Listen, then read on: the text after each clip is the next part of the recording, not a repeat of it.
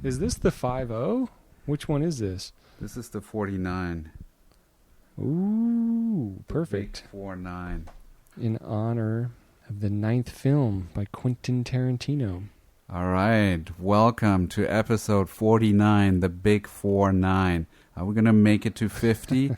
You're going to have to listen again next week to find out. Welcome to TGE, the podcast. Today we're going to be talking about Once Upon a Time in Hollywood, just fresh off seeing it in the theaters. I saw it. Tyler, you saw it. How are you? Good. I'm doing good, Sven. We hope that a lot of the listeners have seen it as well. If not, you probably don't want to listen to this. Got a little bit of grief last time for doing our analysis of certain editing aspects of the Game of Thrones, for not just going deep enough on spoilers because people saw it, etc., etc. So we are going to be talking about things in depth that will probably ruin the experience of this movie, because the less you know going in, it seems like that's what the filmmaker wants. So come on back after you see the film. Well, speak for yourself, Tyler, because for what I want to talk about, we don't need to spoil it, but you do if you want to. Feel free to. I'm saying, you know, in terms of the director's intention, which is that you know nothing, and that's what I wanted to know going into it. There's very little given away in the trailer, and I think it's nice to have that in a movie. So gotcha. So come on back, and if you like what you're hearing, tell a friend. If you want to come back later and you're worried you're going to lose us, subscribe to the podcast. If you're that person who's worried and you have an iPhone, you can simply say, Siri, subscribe to this podcast, and Siri will androgynously do that for you. And that's all I have to say about anything. Before we Spotify, Stitcher, something else. Before we get into it, I have 2 user comments that we could run through real quick. Ooh. And answer some questions. Number 1, Amanda writes, and this is from this morning, and I told her, you're going to have to hear the answer in the podcast. So Amanda, I hope you listening in. You said, good morning. I got a couple of questions. How do you get around the obstacle of not having the footage to make a transition to move the story forward? How do you handle not having continuity throughout the footage provided? Thanks so much, Amanda. Tyler, what's your answer? Congratulations on working with Crispin Glover, and who infamously would not match on Back to the Future. And when Robert Zemeckis kept complaining about the fact that like his hair would literally be entirely pulled straight from one take to the next, he would say Brando never matched. Right. He was a young man, but he's also a brilliant man. But anyways, that's not your question. What's my answer to that? I mean, rarely are you going to get away with perfect continuity. And to me, most of the fun with editing is cheating it and having people not notice because they're so caught up in what's going on, where you've been so slippery. But use cutaways, use whatever. If it's something that actually takes you out of the story, that's when it's a problem. Otherwise, who cares? Let it be a little raw, right? That's what we're talking about, a raw movie tonight. In terms of transitions, we have all kinds of tricks. You can multiply frames. What else can you do, Sven?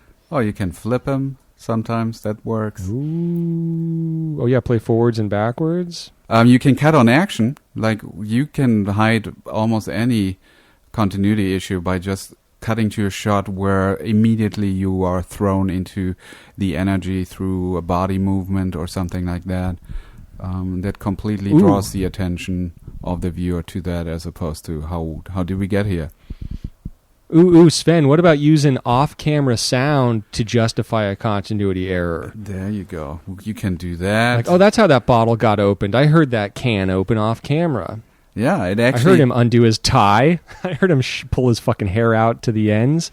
It can actually make your flow move better because you are getting ahead of the audience while they're trying to like make sense out of what happens next. You're already like 2 steps ahead of them, and they're like, oh, what? How did we get here?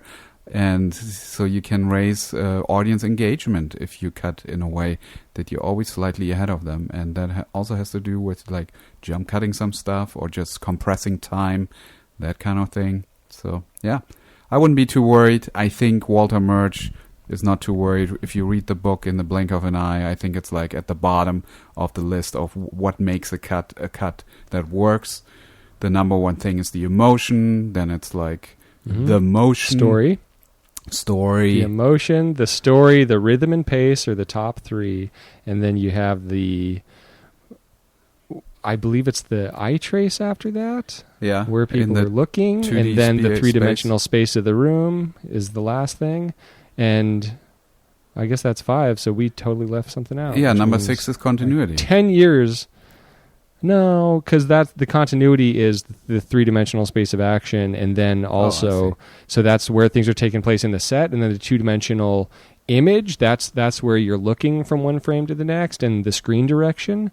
So the focal point, so the eye trace is one thing, the two-dimensional space of action, the way things are headed on the screen direction, that's the second to last thing, and then the least important thing is the where the three-dimensional space of action, which is where stuff is within the frame. So it's been a long Monday. We should know this better, and we could just look at it and read it and sound smart, but this is what you get.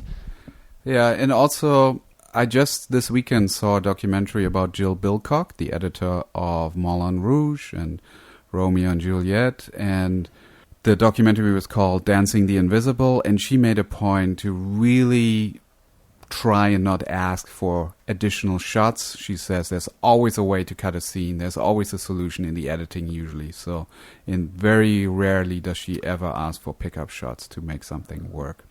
And I think that applies to continuity as well.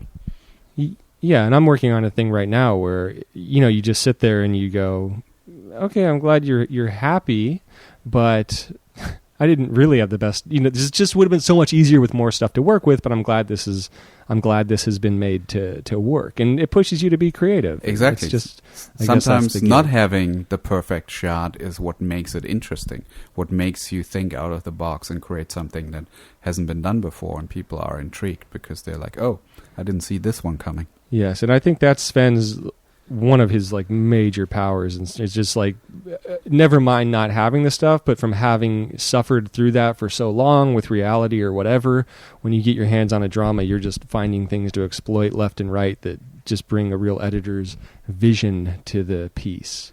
Yeah. Which we will get to talk about for a certain scene, a certain fuck you to continuity in Once Upon a Time in Hollywood. Yeah. I have another question, though. Like a wild fuck you to continuity. I was like, okay, now we're here. Okay. I got a question from Daniel. I may have landed an editing gig for a short film with a rather tight turnaround of 2 weeks for a local film school in LA. And that's for them to be finalized at the end of the 2 weeks. How do you feel about taking on something like this without pay? I've been in AE and unscripted for years now with some editing credits to my name on shows like Cops and Discovery Channel shows and so on, neither of which is really what I have interest in cutting. So I'm thinking, take this and treat it as more practice. Should I ask for some kind of compensation? Thanks. What do you think, Tyler? I thought that was your thought at the end when you said, I'm thinking take this. I was like, oh, that's Sven's stance on it. Take it and get the practice. All I'll say is that you will never profit off of working on student projects, even if there is money attached. So it's all going to be practice and experience. And if you go in with that attitude, good. But just know you're never going to make a living working on student films. And it's going to cost you something in some way, shape, or form. But you will learn from it. Yeah, I think especially if you don't have any narrative stuff on your resume, you might want to consider it, especially if it's a film school in LA that is reputable. Now, I don't know which one you're talking about, but you could look at some of the past students, see if they... I can name the 4 that are. Oh, yeah. Which ones are those? UCLA, yes. AFI, yes. USC, and probably Loyola. Maybe you got some Pepperdine action going around. I would include Chapman in there. Okay, I was just doing LA, but yes, in Orange County is not LA. Yes. And there's all kinds of great people that come out of other places. Yeah, but there's not a lot of other places you're going to put on your resume that anyone's going to give a fuck about. There are a lot of pay-for-play schools in LA where you get in if you pay the piper. And I don't know, should we name some of those? And if No. if it's one, We have a whole wonderful podcast to do about a film that just came out from a filmmaker who did not go to film school, mind you, prides himself on that, but he did. You can actually find the clips for his movie, My Best Friend's Wedding, which I'd always heard about of legend that he made, would always say it was this horrible movie, did not work out well, made it with my friends. I didn't realize the footage is available now. You can see scenes from it. It's pretty fascinating. it's but he from never the went to Weekend film Film School, right? That's where he pulled this together. No, they literally tried to make a feature, Tarantino did, called My Best Friend's Wedding. So Okay. they made a feature that they never finished, like it never got released. It was a disaster, didn't work out well. But it's really interesting to see. That was his film school. That said, both of his editors, Sally Menke and Fred Raskin, both graduates of NYU Tisch School of the Arts. So, there's an argument on both sides of the coin there for you. What direction do you want to go? As long as you're doing stuff and you have the ability to make stuff, more power to you. Tarantino dropped out of high school, did not immediately begin making movies. There was a near 20-year period of writing scripts, trying to act, stuff like that to break through. So, just have context for everything. And any opportunity you get to do something, if it's not halting you or if you're gaining something from it, then what do you have to lose? You always want to be in the position where you have two things that you're deciding between and you choose the best choice for you, I think, is what I would recommend. Here's something that I occasionally do. If it's a short and they don't have a budget, I tell them, pay me one full day rate and I'll cut the short, and it's going to, whatever time it's going to take is what it takes. But I think it is important to get some form of payment to be valued as an editor. Sometimes you say yes to a free project and they take advantage of you because they don't value your time, because you gave it to them for free. And so having them somehow cough up some money, and it's going to hurt them a little bit, it's just that barrier to entry where it makes them realize, oh, this is still, I need to be a professional here. I can't just walk all over the people that I hire. Yeah, and there's always a passion project that Sven will minimize compensation for and stuff like that. But that's great advice. Yeah, don't take it personally if people can't help you for free. Yeah, absolutely. And I mean, I rarely do stuff at like a highly discounted rate. But if I see potential, if I really love the filmmaker, I feel like this script is awesome, I have to be involved in it, then I might do it for close to nothing.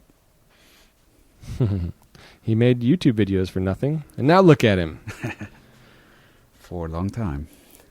All right, good. Those were my two user comments. Thank you so much. Throw more at me. If you're listening, you have a question, instead of answering you directly, we'll maybe do it in the podcast, and then other people can benefit from the answer or can chime in. And can I do a user comment? Yeah, go for it. I'm trying to find it because I sent it to you. Oh, I actually have it right here. The user comment I had was a text from our producer, Sean, who's a producer for like 2 episodes and took off, but it's doing a lot of cool stuff. Every once in a while he chimes in, and this week's chime in was, I love that you didn't edit out Sven's first take of Michael Showalter's name on recent episode. Right. And I said, oh, I hope because he mispronounced, but that's part of the fun of the show is we mispronounce nearly every name that's stated. Which I would have taken out if I needed to get back into the show to fix something else. And I felt like, oh, there could be maybe something. Like sometimes I move around the scene analysis when we actually hear the actors talk on scene. Sometimes I go back in, and then I would have taken it out. But otherwise, I'm like, okay, cool.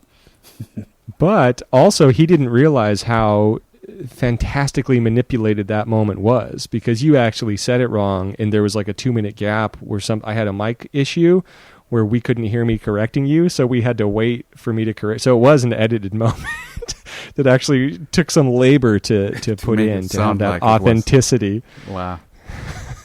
I mean, it happened. Yeah. You know. Hey, speaking of mispronounced names. Yeah. I don't know. I'm trying to work on bad segues into talking about the movie of the week, the scene of the week. Yes. Should we begin? Sure. Are you talking about Friedrich Raskin? Talking about mispronounced names? The editor. No, I just realized there's no one's name we're probably going to mispronounce on. I just did. One. Fred Raskin. You mispronounced the editor. Yeah, the editor of Once Upon a Time in Hollywood. And now, a little setup for this. Yes.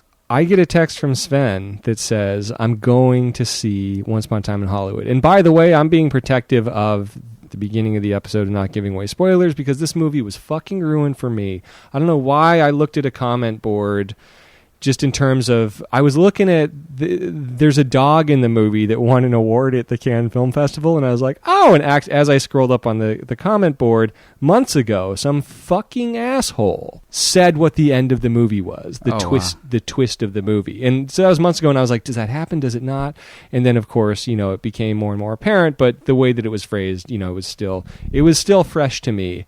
And I was maybe able to enjoy, I was really, really pulling for it to have that ending as we saw him celebrating Sharon Tate and her witness her own work being appreciated and stuff like that. I really needed the movie to end the way that it did. It was very satisfying. It did, yeah. So. It was the audience was cheering and clapping at the end. And another little setup about this movie is, and I had to buy tickets Tuesday. I saw it at the ArcLight Cinerama Dome because I'm like, it's in the movie. I thought the Fox Theater was in the movie as well. That's where she was going to watch her movie, foolishly, but she went to the Bruin across the street. Yeah. And I was like, I got to see it at ArcLight because we know how important that is to Tarantino after the whole Hateful Eight debacle, Disney kicking him out, et cetera, et cetera.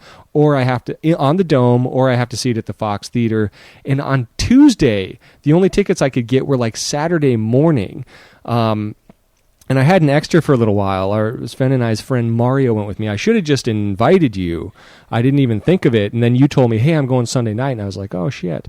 But someone I invited to go to the movie texted me, oh, I saw it last night. These are my thoughts, expressing their disappointment.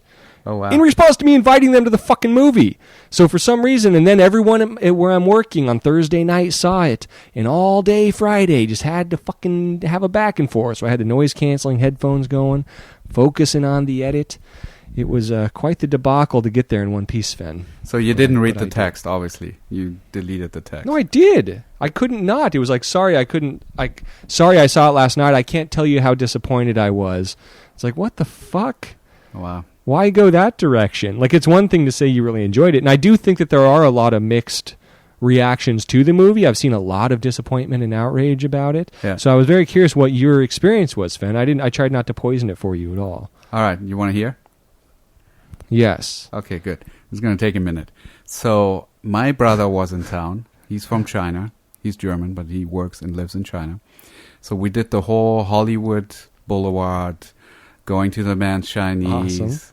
We had Awesome. nice lunch at Micheli's on Las Palmas, which is an awesome old Italian pizza place.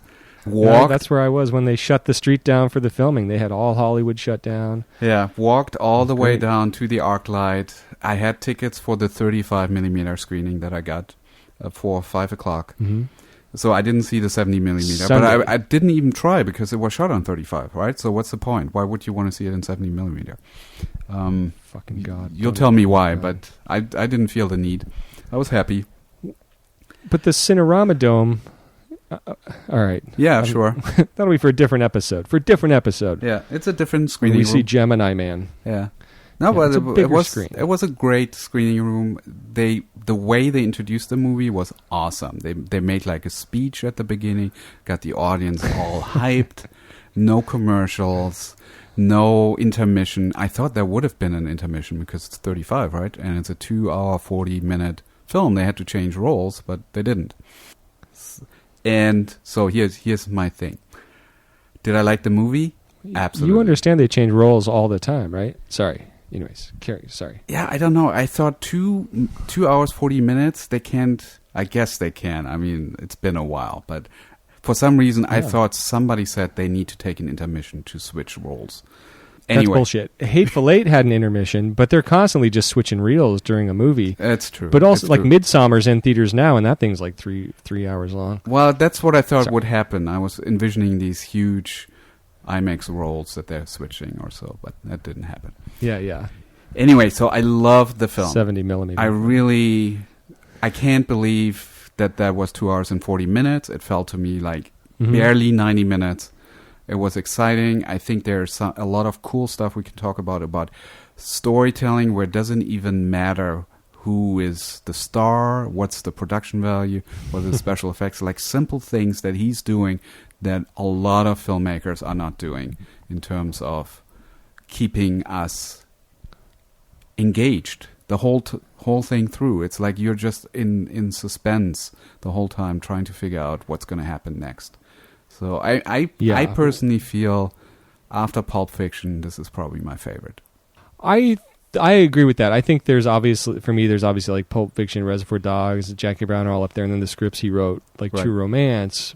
But I think in terms of his post Oscar Tarantino, I think this is, although he went on to keep winning them, this is, for me, this was great. But also, I live in Hollywood and understand why it would be a challenging film for a lot of people. But I was also blown away at how short it felt. Yeah. And then not surprised at all to find out that there was a 4-hour cut that existed. And it's a kind of movie, to me, it was very clear, like a lot got cut out of. Yeah. I don't know if you could sense that, but it's also kind of like it had to be to become the thing it was. I've seen people complain that, there was no story. And it's like, yeah, but how deep does this thing go on character? And of course there's a fucking story, but you really got to go and just live that day for the most part, kind of in the life of that time period. And I felt like it was a really rare, good representation of the life of an actor that knew how to do the job. You expect it to become gimmicky, and his stutter or his drinking or his inability to remember lines to become kind of a gimmick thing, or sort of like just a fake thing. But it's like, no, it's like this guy, he could have had DiCaprio's career. He had the same looks, he had the same talent, but he just didn't have like the psychology to succeed, or the cards hadn't been dealt for him the right way or something like that. So it was really, to me, really fascinating in terms of like really looking at the work that goes on set, like that actors do, and then also just that experience of like just how you're feeling failure all the time, and then you just get this little glimmer of hope, and that's what sustains you. It was a horrible day for him the whole day, but then boom, one take works, and suddenly it's a success. But then you got to learn the next one.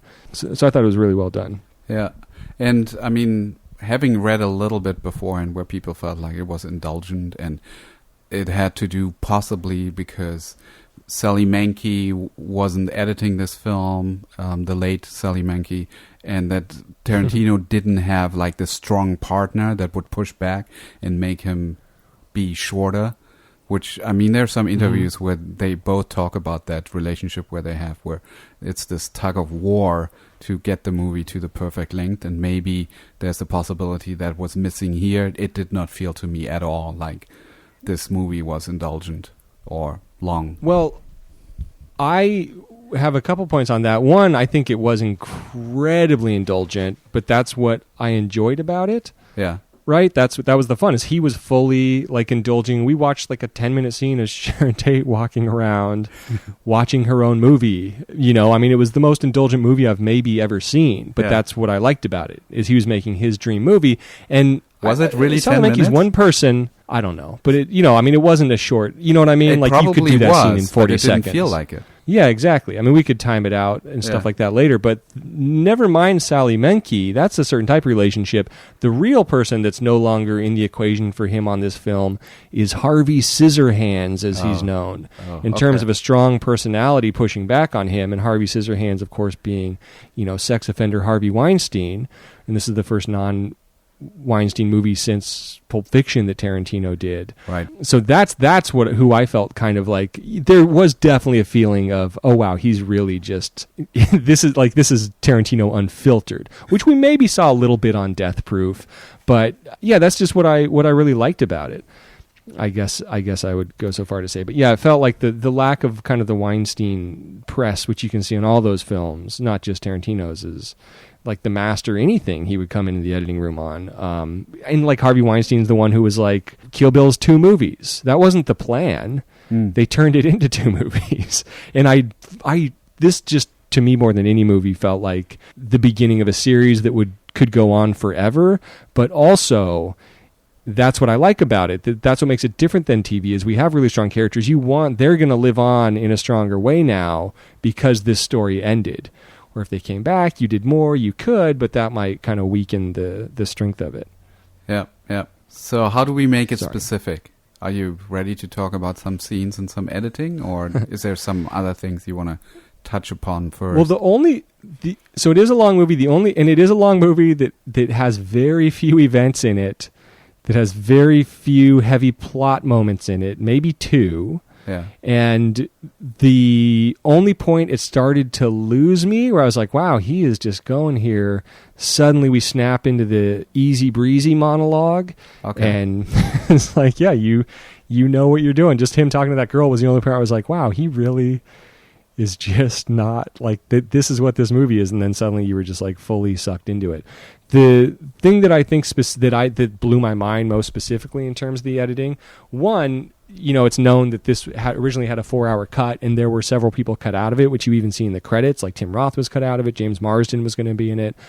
I'm assuming, you know, when you have actors like Scoot McNairy, Timothy Olyphant, that those are much bigger roles at some point. At some point, I heard that Cruise was looking at the role of a cop. I heard Sam Jackson was playing a cop. So for all we know, and I really kind of believe this, that the script might be very different in terms of it having maybe that kind of broken Pulp Fiction type framing, which is what would give this movie that kind of drive. But I think what it got whittled into was just the perfect like fairy tale experience of really just going and like living in Tarantino's dream fucking world. But the thing that blew my mind more than anything was after all of those indulgent scenes, long scenes, like we're watching an actor watch himself on TV for like a significant portion of the movie. We're watching drawn out takes that are going to be suddenly disposed of throughout the movie. We're watching, I mean, there's just that little Nazi movie, the way that could be cut down without losing anything. Yeah. Like there's a character walking up a fucking spiral staircase in that, I feel like, that we never see and never know why we're watching that. But that's just because you're in it and you're experiencing it. So with all that, the fact that when Timothy Olyphant walks onto the fucking stage, you know, the perfect like Elmore Leonard dialogue delivering actor from Justified finally gets to be with Tarantino. The fact that they just start jump cutting through that interaction with DiCaprio was like, wait, why here? Yeah. Why here? And I thought the jump cuts were really effective when he was having his meltdown. Yeah. But that's another one where I'm like, oh, the dailies of that fucking monologue, man. Clearly that wasn't, I don't assume that's how Tarantino wrote it, but it just seemed like there were a couple of points with the editing. And even the thing, like, what does it take? Like the effort that went into having Brad Pitt on a roof with no shirt on for no conceivable fucking reason except to maybe see Manson show up. Like, I feel like that's another character that got cut out of the movie because it, you know, made like a stronger, more interesting point. But just like that whole, like the editing of that flash, the movie had a fucking flashback within a flashback with voiceover explaining what was going on, which are all the things you don't do. Like, you don't do that. You're not allowed to do that. That's cheating. And yet the laugh it got and the way it paid off was just, and the excuse to just have Brad Pitt without a shirt to experience that. I mean, that's just insanity, but brilliant insanity. Insanity that could have been fixed in the editing room, made a movie people couldn't bump back on. But I think those little unpolished varnishes are what makes it an experience, man. Yeah. Anyways. It's interesting you mentioned the jump cuts. I noticed that not because they were there, but because they were so inconsistent with the rest of the movie. Right. So inconsistent. Like the most inconsistent fucking thing I've ever seen in any movie. Yeah. And it's interesting to see. And sometimes the style, or oftentimes, the style of the editing is dictated by the challenges you're facing. It's not like you have this idea, oh, we're going to use speed ramps and we're going to do like strobe editing to make this work. It's more like, oh, how do we fix this? And this is the only way we're going to get faster through the scene than doing this. Right. And then suddenly that becomes the signature of a scene or the entire movie. And that's a little bit what I'm sensing here. Like I love the fact that it is rough around the edges as well. Like things change within scenes, within certain periods. It just felt like a different type of storytelling. Even the dialogue when they were like the one-liners when they were watching his episode of FBI, which yes, we watched too, sounded so poorly mixed. Like it just sounded like it was coming out of the front speakers. True. There was like these funny one-liners that were like killing, but like, why is this funny?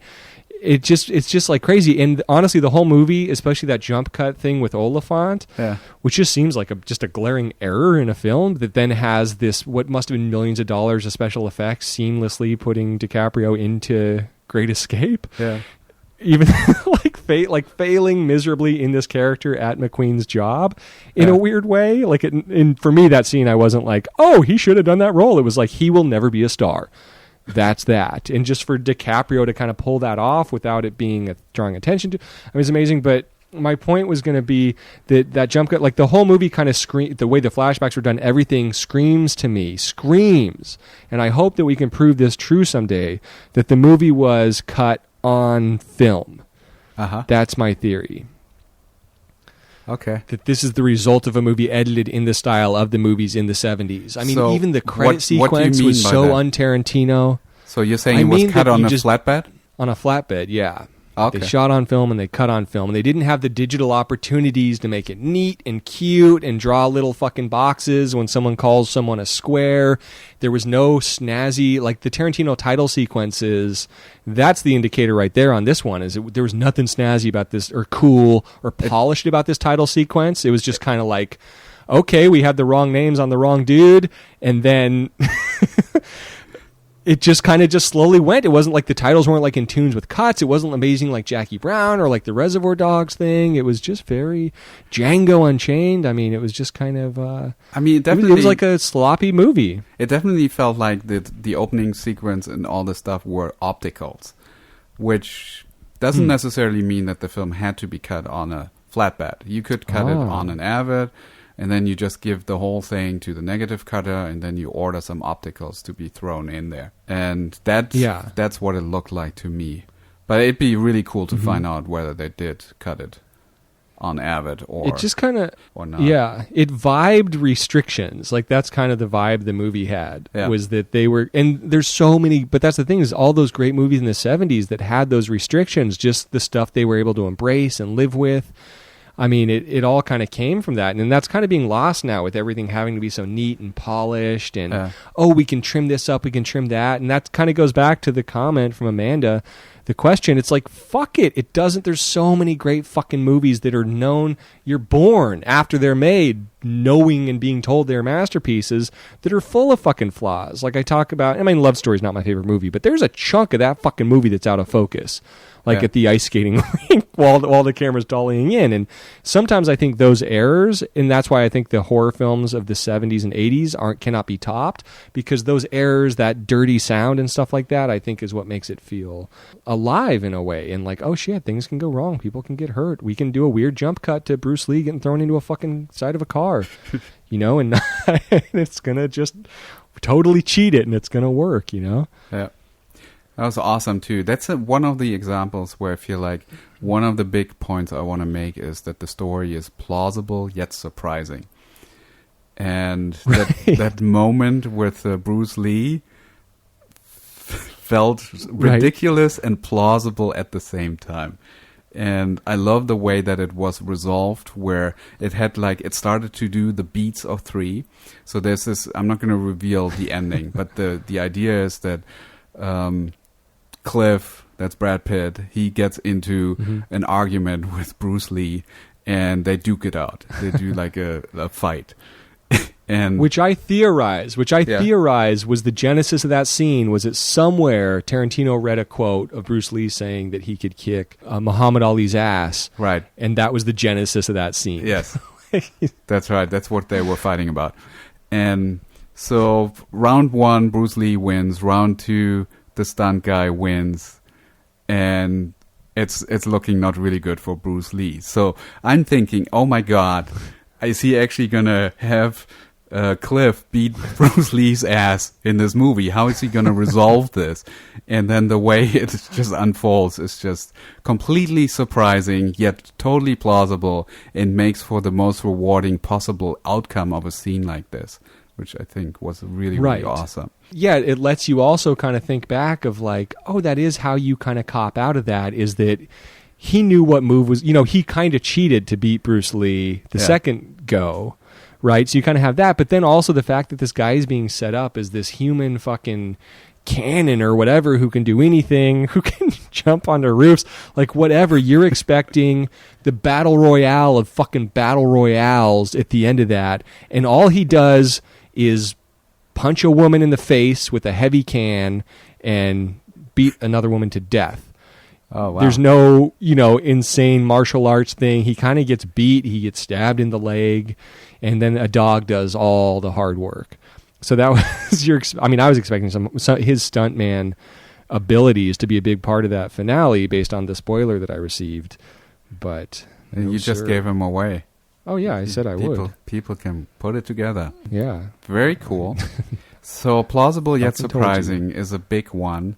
And I want to touch upon a scene out there on the ranch somewhere where the Manson family was living. But let me squeeze in one little thing real quick about this movie is that a lot of people are like struck by it. I think that the one issue the movie has is that, and I don't think it's an issue, but I think people, in terms of people wrapping their minds around their expectations, because again, so little is given away. If you can accept that this is a $7 million movie from the time period, then in order to be made now cost $70 million because of the cast involved and stuff like that, and recreating the period that it takes place in, I think it's a little easier to wrap your mind around the weird curveball poem to themselves and to Sharon Tate and what she could have been that this film is all I want to throw out there. It's a $7 million movie made for $70 million today. Oh, okay.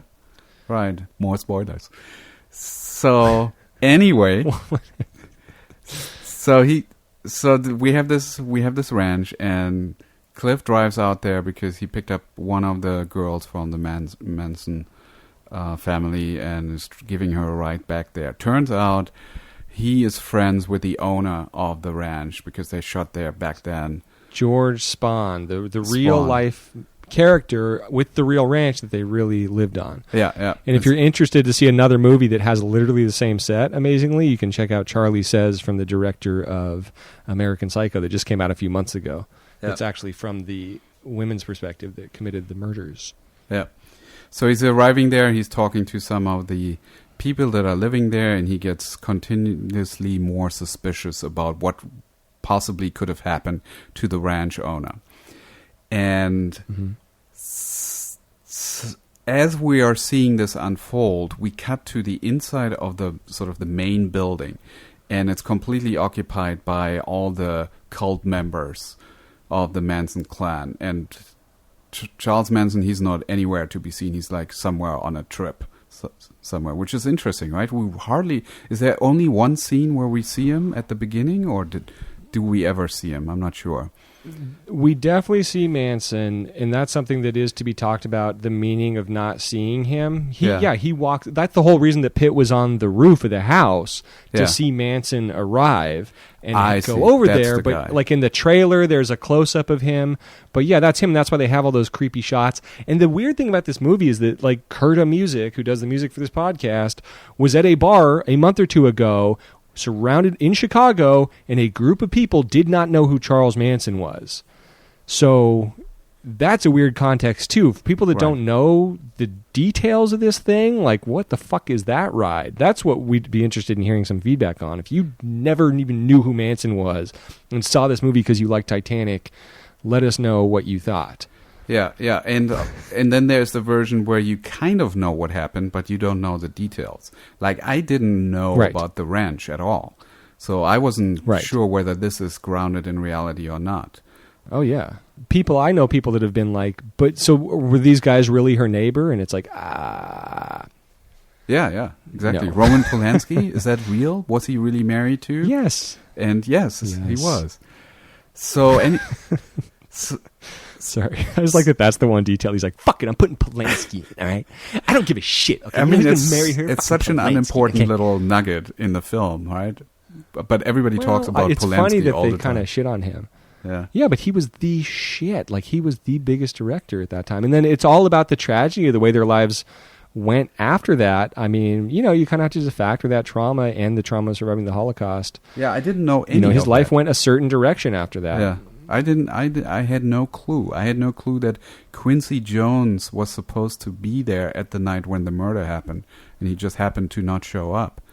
and all that Well, stuff. Quincy Jones, Steve McQueen. Is Yeah. that real? No, Yeah. Steve McQueen was supposed to be there. That's what I read. Oh, both of them? Quincy Jones and Steve McQueen? I Because don't Steve know McQueen about was in Steve this McQueen. movie Steve McQueen was at the Bunny at the Ranch. Playboy Mansion At because the he got Playboy added Mansion. in. Yeah. Well, let me just say the gnarliest, most unnecessary things. You're saying Polanski was unnecessary. The thing I was like, holy shit, is that they had a line that said Roman's going to fuck this up anyhow. Was like, holy shit. Like, that's just fucking, that's gnarly. Anyway, I want to get to this Anyhow. scene to make my second big point.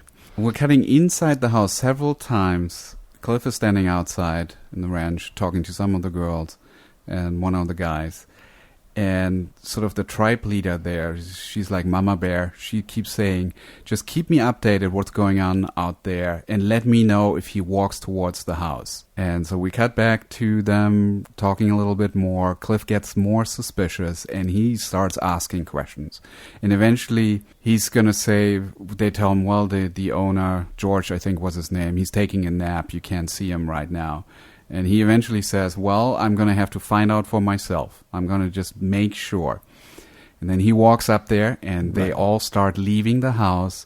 And it just builds suspense because we as the viewer at this point, we know just a little more than the main character does. And we worry.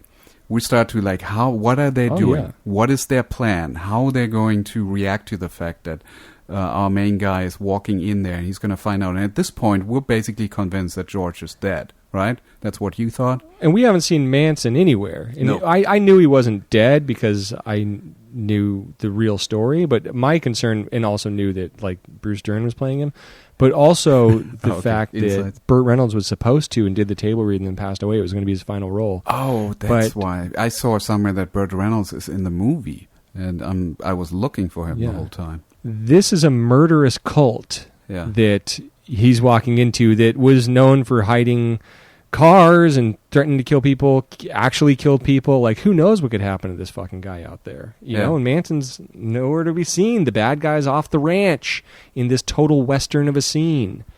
Yeah, so What can happen? Cliff walks up to the house, to the front door, and Mama Bear stands just in front of him, and there's a screen door between them. And he's like, hey, I'm here to visit George. He's like, okay, how do you know him? We've been friends. When was the last time you saw him? Or it's probably been 8 years. She's like, well, you must be a hell of a friend then for 8 years. Well, I really want to see him. She's like, no, you can't see him right now. He's taking a nap. And at this point, we're so gripped to figuring out what's going to happen next. And my position was he's dead. And she wants to prevent Cliff from finding out and wants to make sure he just leaves. And if he doesn't leave, she's going to kill him, or one of those guys is going to kill Cliff. That's the suspense Try that's going to. on That's with my me. stance on that. He And threw Bruce Lee into a fucking car. I was looking forward to that. yeah, and at some point, the main character, Brad Pitt, says, well, I'm going to go in there and I'm going to find out what happened to George, and this screen door is not going to stand in my way, and you sure as hell not as well. So the main character clearly stating what the motivation is, and we're seeing clearly what the obstacle to it is. This is all, in terms of storytelling, pure drama. At this point, it doesn't really matter that we're looking at stars, that this is shot beautifully, that they spent a lot of money building the set. This could have been shot with an iPhone and two reasonably good actors, and you as an audience member would have been just gripped, riveted to figure out what's happening. And I think throughout this entire movie, we have scenes like this going on constantly, where you are just in suspense, trying to figure out what the hell is going to happen next. And that's why this 2 hour and 40-minute film felt like 90 minutes or less. And Yeah.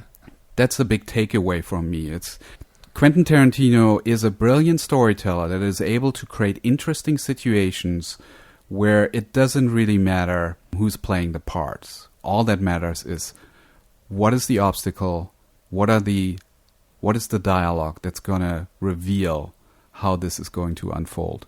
Well, the other thing that was amazing about it and unexpected is that what an anticlimax the end of that scene was. Yeah. It's exactly what they said it was. Yeah, exactly. And, Damn, you're revealing it again.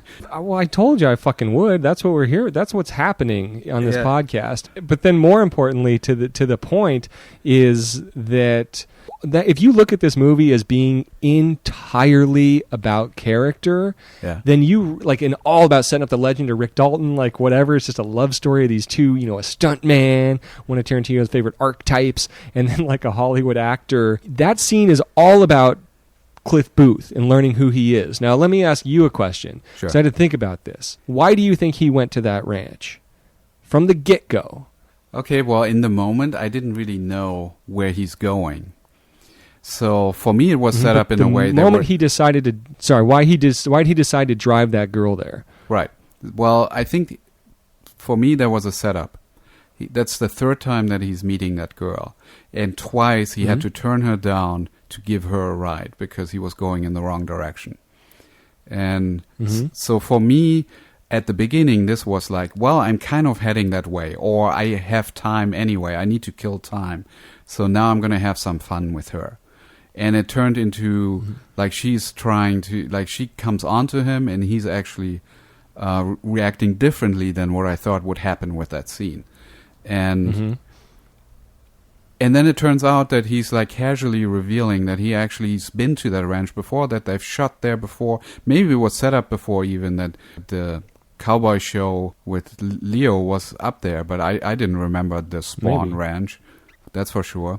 But I bought into the whole thing. So I didn't question it, and it never crossed my mind. Why would he even go up there? I felt like, well, he's got some time to kill, and this is a pretty girl.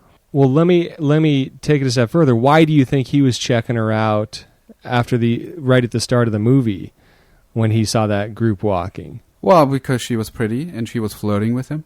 Well, she's the one that looked back. And what's the first thing he asks her? I don't remember. How were those pickles? Right? He's like, how were the pickles? Oh, okay. So what he's doing, my take on that scene, and this is why I think it's such great writing in terms of revealing character, because you think that this is a guy who's trying to hook up with the hippie chick. Right. Who wouldn't? Right? The way that scene's fucking set up, the way that world's laid out. It's fucking Brad Pitt playing Cliff Booth. He's a fucking stuntman, lives in a trailer. Okay. Got nothing to do, been given the day off. Why the fuck would he not? But it's been established, one, that he talks to hippies, he buys drugs off of them, right? We learn that later. But I think the only reason, and he's turned her down a couple times for a ride, I think he's pulling over because for the same reason that he was checking her out from the car, is what's up with this fucking sketchy group of fucking hippies walking around. Okay. And when he hears that they are living on that ranch, which he establishes is way the fuck out in Chatsworth, nowhere near where he's going, that's when he agrees to take her. Because for him, from the get-go, it's about doing the right thing and kind of being there for other people. Yes. Right? That's kind of his whole thing with Leo, et cetera, et cetera. And I think his only reason for going out there was to check on George. And just something didn't feel right about this thing. And sure, maybe it plays out this way or that, but he turns her down.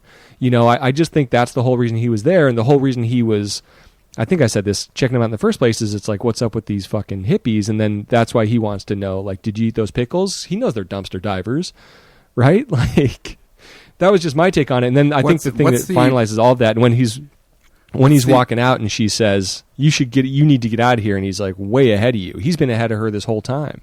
What does he mean by pickles? She was carrying a jar of pickles that they pulled out of the dumpster. Oh, right. When he first saw them. So he's observing fucking everything. He's picking up on it all. And these are some sketchy fucking people. And that's what it comes down to. I don't think he's like a tail hound. I think that's how it's set up. And I think that's like the cool twist, is that this is a hero. This is an honorable outsider hero. He's the sheriff kind of going through this world, making sure everything's on the level. Yeah, definitely. He's the moral balance of that movie.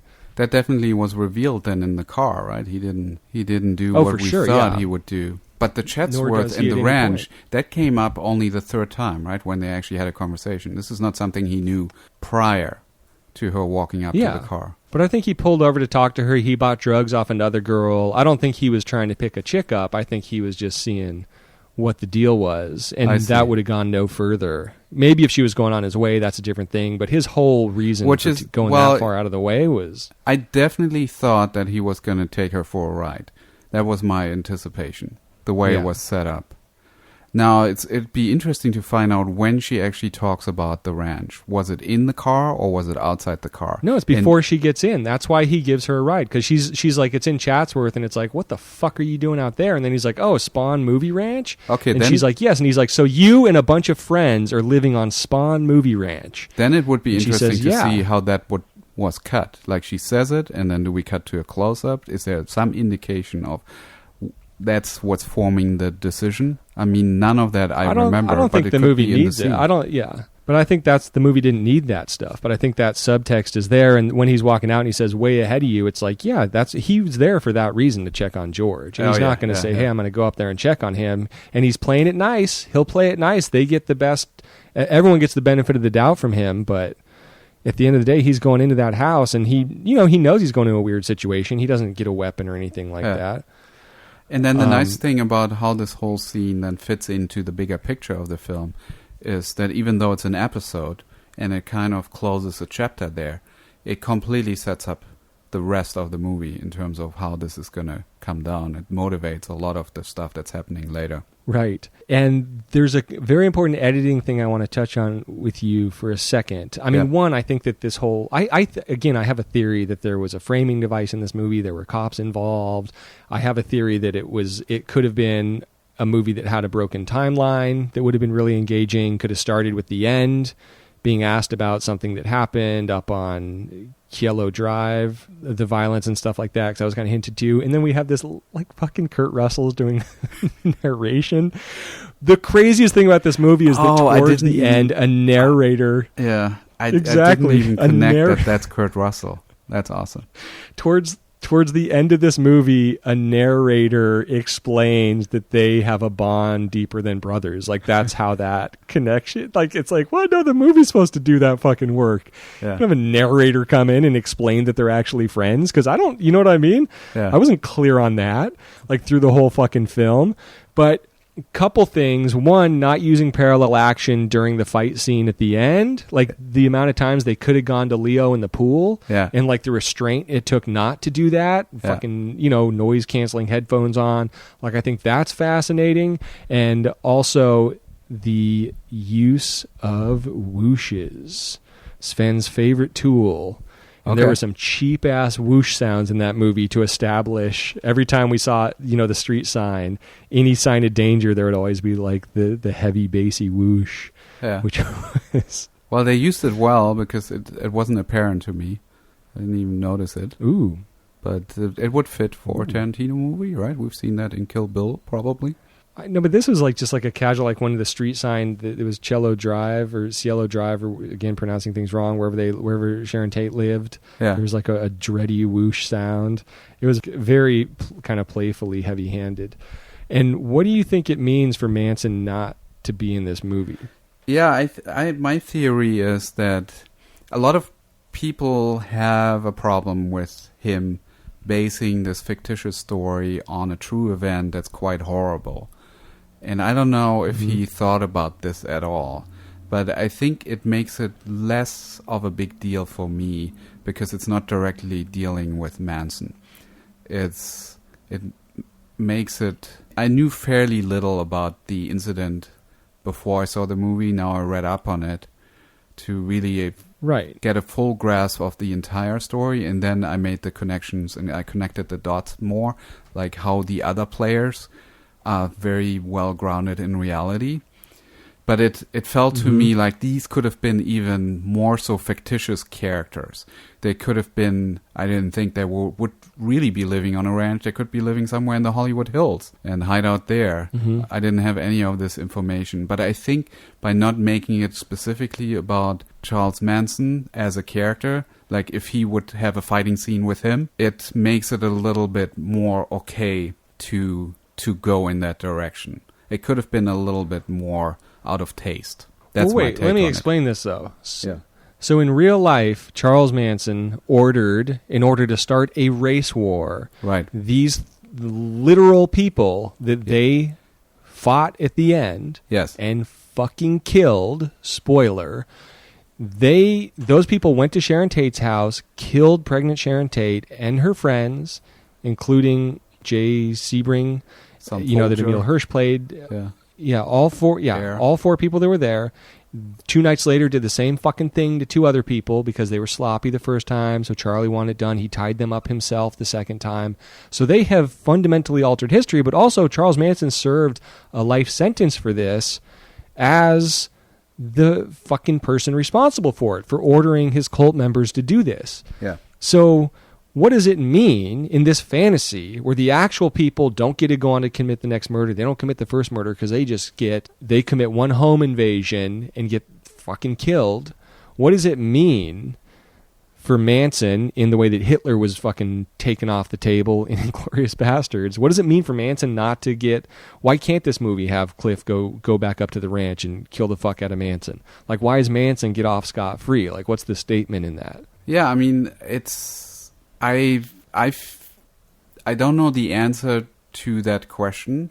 For me, it felt super satisfying how this was resolved. It sort of honored, in a way, Sharon Tate. Is that her name? Yeah. And gave her a possible life. This could have been her life. It ended basically on the fact that she has now a full life. And I felt that was actually a really nice, beautiful way of ending the film. And it didn't matter to me that Charles Manson didn't get his reckoning. So much controversy, though, surrounds that fact, right? That they're the ones that... I mean, it's just such a big statement, the capital punishment that they are facing in the form of a pit bull and a fucking flamethrower. Yeah. Where Manson, and just like his rage at these people, because they not only ended that group's life, they changed the world. Like, that was a town where people would walk around with their doors open at night, unlocked, and from that night forward, never again. Yeah. And that's always been, like, the point. So he kind of gave the world a happy ending, but at the same time showed that it wasn't all... Well, maybe this makes it more nuanced. Like, you're having these thoughts right now. He didn't give it a... Well, it wasn't all...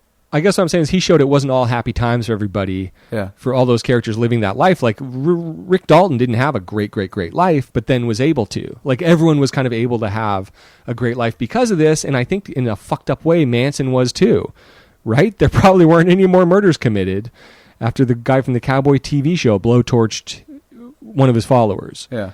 So he probably never faced any penance for ordering those murders. Like, that's what's crazy, is that wasn't explored. And I think that there's a big statement in the fact that the mindless followers committing the atrocity are the ones that are facing the punishment in this movie. I think there's a statement in that. Oh, I see. But I don't know what it is. Well, you just I think said there's a big statement in the way this played out.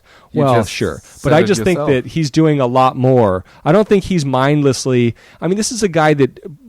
fired a machine gun into Adolf Hitler's face, right, at a movie screening. There's no way Manson walks free unless there's some fucking meaning to it. And it all felt perfect. It all felt wrapped up, but it's like, whoa, what? We're seeing a woman being basically teenage girls being beaten to death.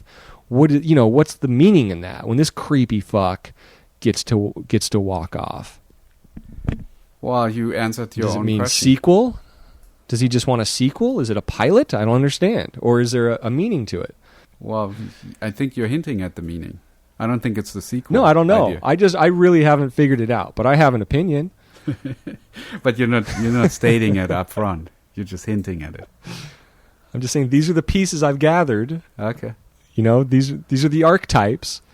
Well, I think I understand what you're saying. I think I know what you think Tarantino is trying to tell us in terms of what's going on today. I know what I read from it. But see what I'm saying? I don't know what he's saying, but I know what I read. Now I'm starting to talk like him. I don't know what he read out of it. All right? Okay. I know what I took out of it, but I don't know what he intended. Yeah. Well, I don't think he's going to tell us, right? He never does. We'll have to get Fred Raskin. It's just going to be up to the audience to figure it out themselves. But I think you have a valid premise there. And that's an interesting thought that definitely didn't cross my mind in the moment. So that didn't resonate with me, but I think it resonated with you. Yes, and we're very curious people's reactions to this movie. I think it is a very divisive movie. I'm glad that you enjoyed it, Sven. This could have been very different. as a podcast. I've met a lot of, and things that are different, people are like confused by and challenged by. And I think that there's so much that could have been done, quote unquote, in a more acceptable way in this film. But I think effort was made to not do that. And I think that whatever hour of movie was lost, however many scenes were lost, I just think this experience, this road trip of movie that maybe wasn't even meant to just be about the two dudes, is just perfect. Her not having any dialogue, it's perfect. I mean, that's what it is. I'm so happy that it's a movie that is the type of movie that we haven't seen in years. That this is a film where you walk in, you have no idea what's going to happen. You're surprised, you're genuinely surprised about how this unfolds. I can't remember a time when I've seen a movie where I was like surprised and not knowing what happens next. There's a lot of movies out there where you're like, okay, this is cool, they've done a really nice job, but was I really surprised? I don't think so. Is this staying with me? I don't think so. And I think this is a movie that's really, it's going to hold up for a long, long time. I'm glad we get to see it in the theaters right now. And I would highly recommend the viewers to take a look at it. Or if you've seen it already, then let us know what you think, how you experience this film. Do you think it's one of the classics, the instant classics? Is it one of the best Tarantino films you've seen? Or are we just a bunch of saps that lived in Hollywood for too long? True. It is beautiful. I mean, it does show Hollywood in a really sort of nostalgic way, in a way I feel like I actually relate to. I came here in the 90s and I felt like I recognized certain things that are now gone from LA or Hollywood. Oh, yeah. And yeah, it's beautiful. Big time, yeah. And the New Beverly getting to be in the movie in the form of the porn theater that it used to be. As they went to the actual restaurant they had their actual last dinner at across the street. I mean, it's so his movie. It's mind-blowing. But also watching it, I'm kind of like, really, dude, you got 10 movies in you and that's it. If you're going to do one like this, you should be doing a movie a year for 20 movies. Come on. But that said, if he has one movie left and that's true, it better be a fucking Western. He wants to make a Western so fucking bad in every movie he does. And I'm not counting Django Unchained because it wasn't in the fucking Western West. So there you go. Awesome. The thing that I feel like we meant to talk about was the editor's career and like the meaning of Sally Menke in his life. But look at Fred Raskin's credits. Look at the movies he assistant edited on. I mean, talk about a slate. Holy shit. He did all Paul Thomas Anderson's movies from Hard Eight. He was assistant editor, also doing Tarantino's movies, and then also working with Justin Lin, who is not even remotely in the fucking same business as those two, even though he went to UCLA. But still, he did, some stuff on Justin Lin's first thing. He did some stuff on this weird movie called Hard Eight with Gwyneth Paltrow and Sam Jackson, or a movie that was called Sydney at the time that became Hard Eight, and just over a decade, was assistant editor and then got to step up after putting his time in. And that's really the journey that it takes. And appreciate whatever you're working on if you're in that club and you're getting those opportunities, because you will get your day, and hopefully for less tragic reasons than he did.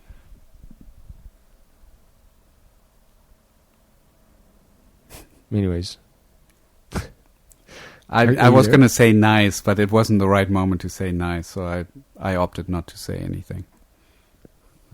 A long pause to end on. So, if you enjoy what you're hearing, why don't you do the wrap-ups, man? I feel like I talk too much. Yeah, if you enjoy what you're hearing, come back to episode 50, find out if we're going to have one, and definitely talk to us. Let us know what you think about this movie. It's interesting to see. Let us know if you like that we're doing current movies as they're in the theaters, because obviously we can't talk so specifically about scenes because they're not available just yet. But we can be more sort of in the moment when people really care about this stuff, and be curious to see which version of this podcast you prefer. Thanks so much for listening. Or you like a little bit of both. Where are they going to make these comments and stuff? And are they going to subscribe? They'll find a way. You could email me or you could tweet me at thisguyedits.com. Sorry, no, at thisguyedits. If you like what you're hearing.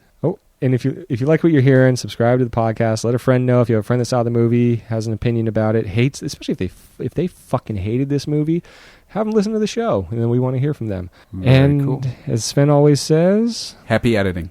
Oh, thank you to Carter for the music.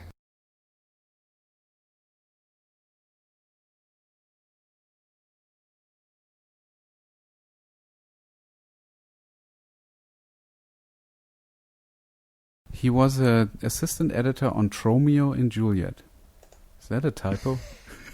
Yeah, Romeo and Juliet was a movie from that guy that did all those horror trauma studios that did Toxic Avenger. That's cool. like all the brain I had left is what just happened. Now I Writer know this thing. James Oh, God. Gunn. Yeah,